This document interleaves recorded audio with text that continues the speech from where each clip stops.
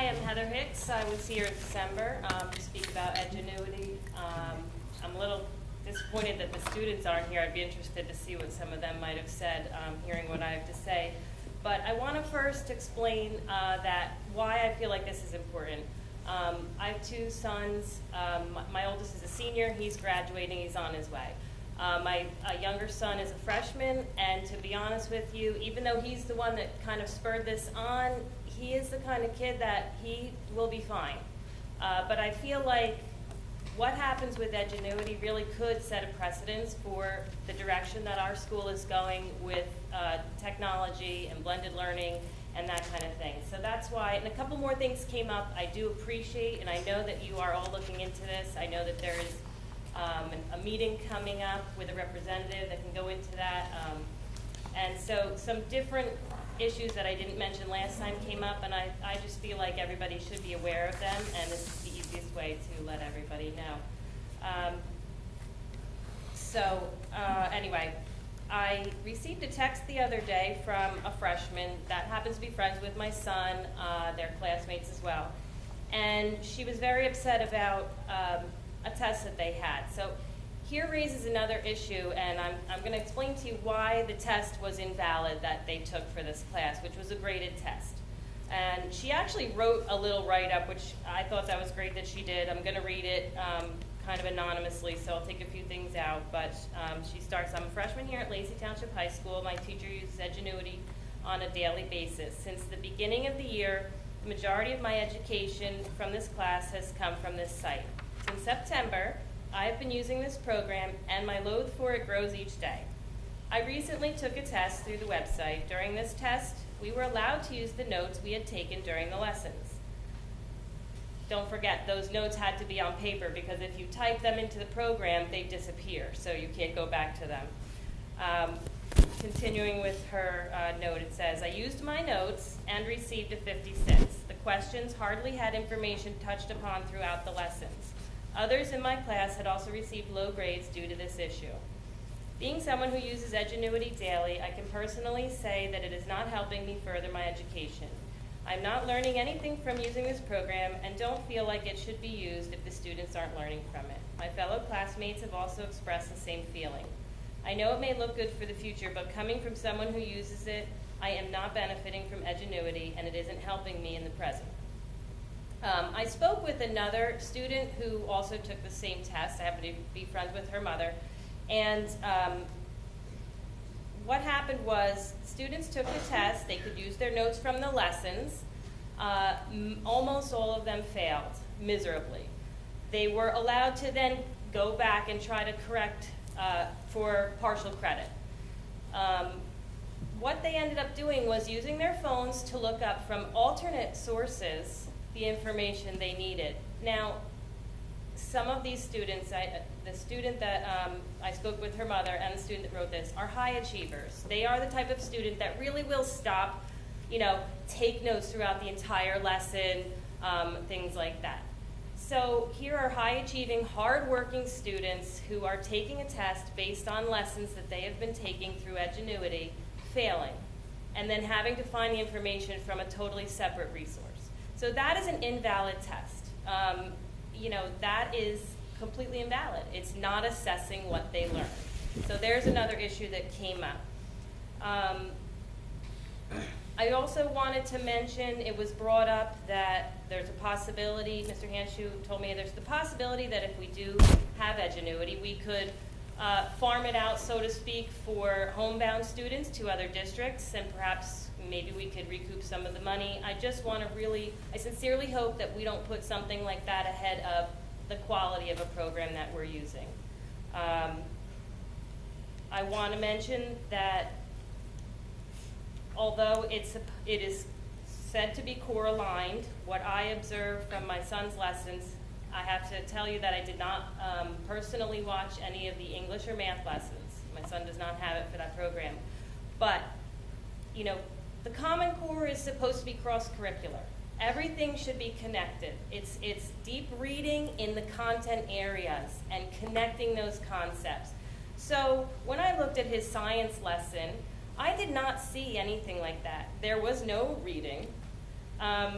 And it was not requiring him to use core standards. It might have asked a couple questions that were slightly based on the wording and the vocabulary of Common Core, but I assure you it will not prepare them for PARCC. If you have taken any of the practice PARCC tests, and I really, really do hope you have, if you haven't, you need to do that. It is nothing like an Edgenuity lesson. There is nothing even remotely, at least not from the science class, but it is nothing like it at all. So right there, I have issues. Is it really what they're claiming it to be? I also want to bring up that many of the things that can be used for blended learning and for station learning and technology are free. TED Ed, if you've never seen a TED Talk, they're fantastic. I mean, you can watch a 5-minute TED Talk and learn something that will just change the way you think about something. TED Ed has over 100,000 free lessons. You can create lessons, you can take their lessons, and you can modify them to your needs. It has a dashboard to keep track of student learning.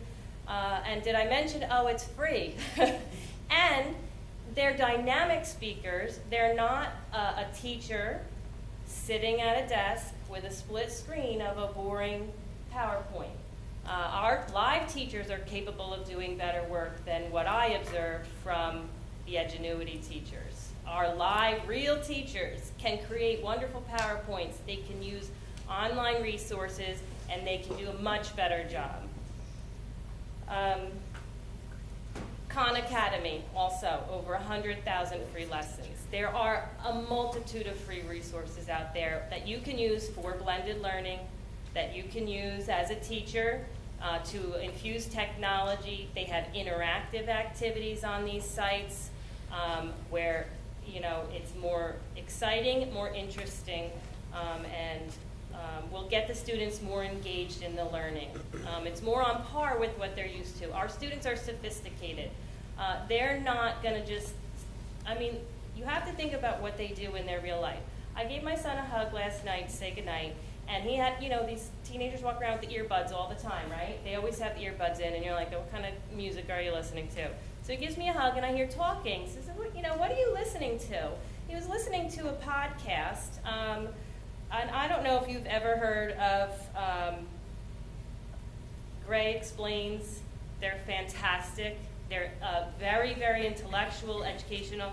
So CGP Gray and Brady Horan, who also does similar types of YouTube videos, have come together, and they do these podcasts, and they're academic in nature, and they're interesting, and they're engaging. And here is a almost 15-year-old listening to this just for enjoyment. They're looking for something more than a guy sitting at a desk with a PowerPoint. So we need to give that to them to get them to be engaged. Okay.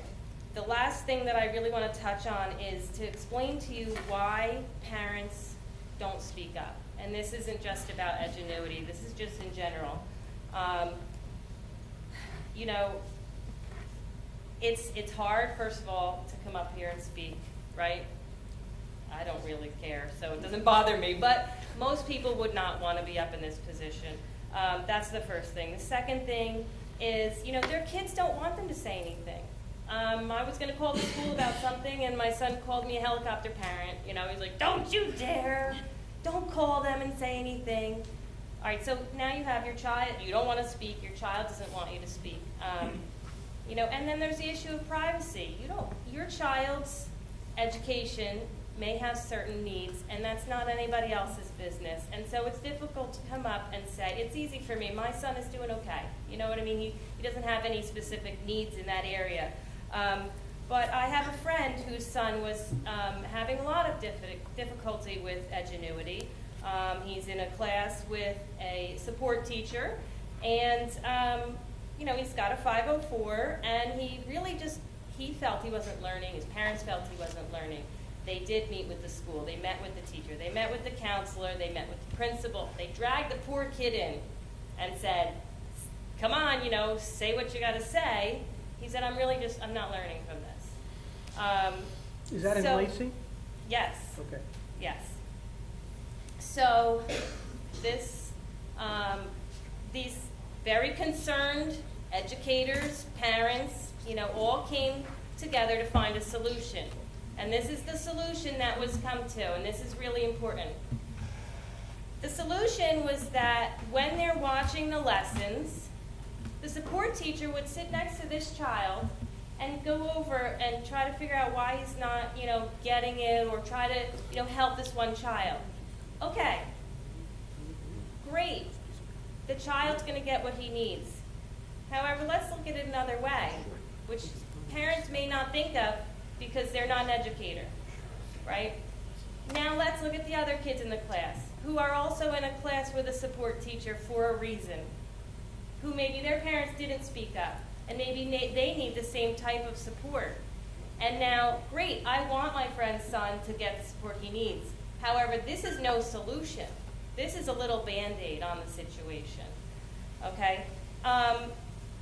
So, is that a real solution? I don't know. I mean, I don't think it is. This friend of mine also said she expressed that she does not want her son to be in a class with Edgenuity next year. Well, are we as parents going to have that option? I don't know, because if we're going to choose a poor quality program such as this and then leave it to teachers, which I'm a teacher, I'm all for teachers being allowed the freedom to use their skill set the way they want to use it and to try to utilize all their resources. But then do we as parents or do the students have a choice as to what type of classroom setting they're using, whether it benefits them or not? So that's something that needs to be taken into consideration. And on the last note, I do want to mention why I have not spoken to my son's teacher after I spoke to the principal. I am not here to criticize the teachers. I am not here to criticize my son's teacher, any teacher who volunteered to pilot a program that apparently is very difficult to use. They are giving up their free time. I believe they're giving up lunch like once a week to learn how to use this program better. I know they are receiving professional development and things like that on this matter. There are school districts that have had to hire data analysts to go over the data that comes along with this program. So it's a very difficult and involved program to use. Why are we spending our time, efforts, and energy on that when we could be developing their skill sets to use the free resources and the real-life resources that are out there, which would be much more beneficial to our students, and it would be much more engaging. So those were some additional thoughts that I just wanted to put out there for you. I do sincerely appreciate, and I do know you are looking into it. I hope that you could add some of those things to your list. And Mrs. Trella, thank you for getting back to me and keeping in touch with me on what was going on. I do really appreciate that. You're welcome. And thank you. Thank you for sharing your concerns with us. And I know that you wanted to be able to share your thoughts with all the board members and with the public. But we have been in regular contact, and all your concerns have not only been shared with central office, but with the curriculum committee. And we are looking at all this. So we appreciate, and we appreciate, your son should appreciate you too, for coming here and speaking. So thank you. He's 15. So. Thank you. Thank you. Good luck.